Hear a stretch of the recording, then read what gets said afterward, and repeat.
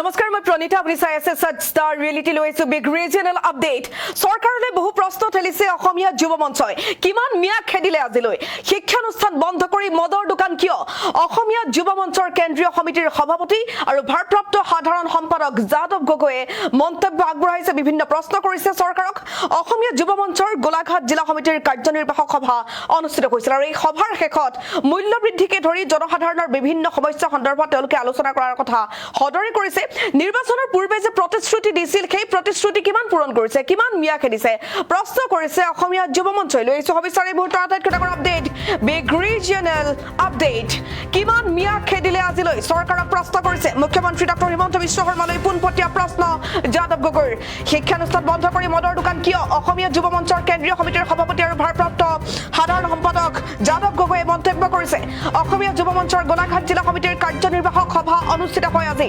আৰু এই সভাৰ পাছতে তেওঁ মন্তব্য কৰিছে মূল্য বৃদ্ধিকে ধৰি জনসাধাৰণৰ বিভিন্ন সমস্যাৰ বিষয়ে আলোচনা কৰা হৈছে এই কথা তেওঁ জনাইছে জনসাধাৰণৰ সমস্যা সমাধান নকৰাৰ অভিযোগত চৰকাৰক সমালোচনা কৰিছে সংগঠনটোৱে নিৰ্বাচনৰ সময়ত দিয়া প্ৰতিশ্ৰুতি পূৰণ কৰাত ব্যৰ্থ হোৱাৰ অভিযোগ চৰকাৰৰ বিৰুদ্ধে কিমান মিয়া খেদিলে আজিলৈ এই প্ৰশ্ন মুখ্যমন্ত্ৰীলৈ পোনপটীয়াকৈ ঠেলিছে অসমীয়া যুৱ মঞ্চই শিক্ষানুষ্ঠান বন্ধ কৰি মদৰ দোকান কিয় এই প্ৰশ্ন তেওঁ কৰিছে 24 আগষ্টত মধ্যকালীন সভা অনুষ্ঠিত কৰা হ'ব বুলি জানিব পৰা গৈছে আৰু গোলাঘাটত আজি যি সভা অনুষ্ঠিত হৈছিল এই সভাৰ শেষত গুৰুত্বপূৰ্ণ মন্তব্য কৰিছে সভাপতিগৰাকীয়ে কিমান মিয়া খেদিলে আজিলৈ পোনপটীয়াকৈ প্ৰশ্ন মুখ্যমন্ত্ৰীলৈ ঠেলিছে তেওঁ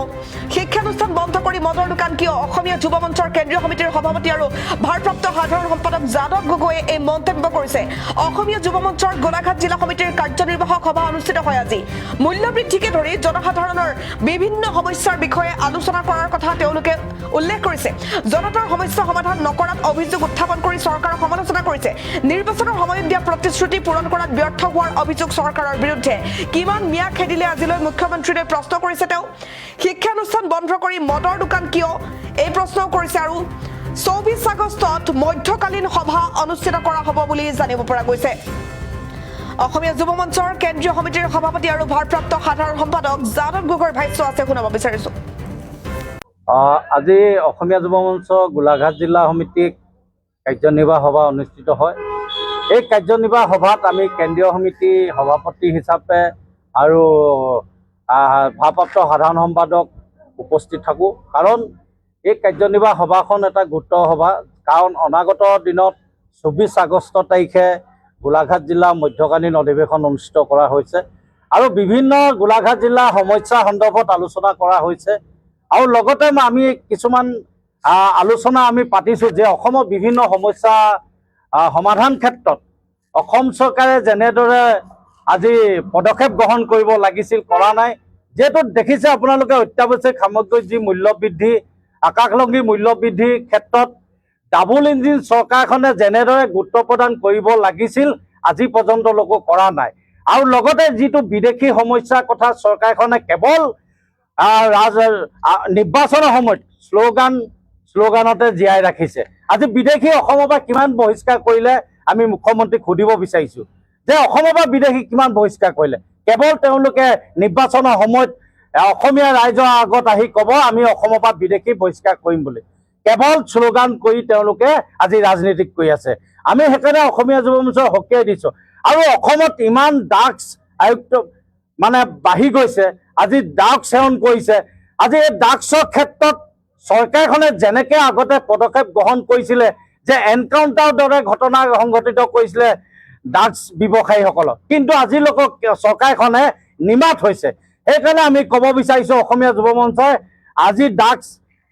যিবিলাকে ব্যৱসায়ী কৰিছে সেইসকলক কিয় ব্যৱস্থা গ্ৰহণ কৰা নাই যে অসম চৰকাৰৰ বন্দুকত গুলি নাইকিয়া হ'ল নেকি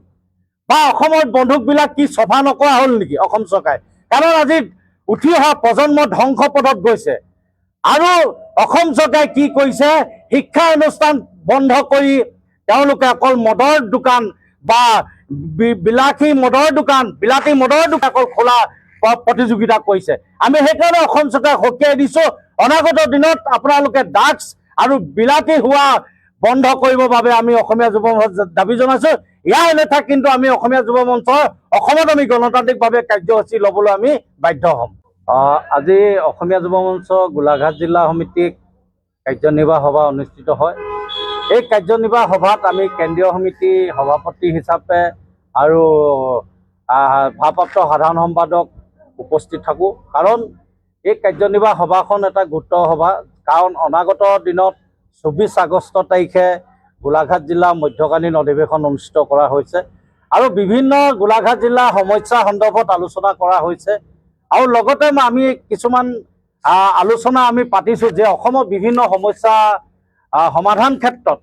অসম চৰকাৰে যেনেদৰে আজি পদক্ষেপ গ্ৰহণ কৰিব লাগিছিল কৰা নাই। যিহেতু দেখিছে আপোনালোকে অত্যাৱশ্যক সামগ্ৰীৰ যি মূল্য বৃদ্ধি, আকাশলংঘী মূল্য বৃদ্ধিৰ ক্ষেত্ৰত ডাবল ইঞ্জিন চৰকাৰখনে যেনেদৰে গুৰুত্ব প্ৰদান কৰিব লাগিছিল আজি পৰ্যন্তলৈকে কৰা নাই। আৰু লগতে যিটো বিদেশী সমস্যাৰ কথা চৰকাৰখনে কেৱল নিৰ্বাচনৰ সময়ত শ্লোগানতে জীয়াই ৰাখিছে। আজি বিদেশী অসমৰ পৰা কিমান বহিষ্কাৰ কৰিলে আমি মুখ্যমন্ত্ৰীক সুধিব বিচাৰিছোঁ যে অসমৰ পৰা বিদেশী কিমান বহিষ্কাৰ কৰিলে। কেৱল তেওঁলোকে নিৰ্বাচনৰ সময়ত অসমীয়া ৰাইজৰ আগত আহি ক'ব আমি অসমৰ পৰা বিদেশী বহিষ্কাৰ কৰিম বুলি, কেৱল শ্লোগান কৰি তেওঁলোকে আজি ৰাজনীতি কৰি আছে। আমি সেইকাৰণে অসমীয়া যুৱ মঞ্চক সকীয়াই দিছোঁ। আৰু অসমত ইমান ড্ৰাগছ আয়ুক্ত বাঢ়ি গৈছে, আজি ড্ৰাগছ সেৱন কৰিছে। আজি এই ড্ৰাগছৰ ক্ষেত্ৰত চৰকাৰখনে যেনেকৈ আগতে পদক্ষেপ গ্ৰহণ কৰিছিলে যে এনকাউণ্টাৰৰ দৰে ঘটনা সংঘটিত কৰিছিলে ড্ৰাগছ ব্যৱসায়ীসকলক, কিন্তু আজিলৈকে চৰকাৰখনে নিমাত হৈছে। সেইকাৰণে আমি ক'ব বিচাৰিছোঁ অসমীয়া যুৱ মঞ্চই আজি ড্ৰাগছ যিবিলাকে ব্যৱসায়ী কৰিছে সেইসকলক কিয় ব্যৱস্থা গ্ৰহণ কৰা নাই? যে অসম চৰকাৰৰ বন্দুকত গুলি নাইকিয়া হ'ল নেকি? বা অসমৰ বন্দুকবিলাক কি চফা নকৰা হ'ল নেকি অসম চৰকাৰে? কাৰণ আজি উঠি অহা প্ৰজন্ম ধ্বংস পথত গৈছে। আৰু অসম চৰকাৰে কি কৰিছে? শিক্ষা অনুষ্ঠান বন্ধ কৰি তেওঁলোকে অকল মদৰ দোকান বা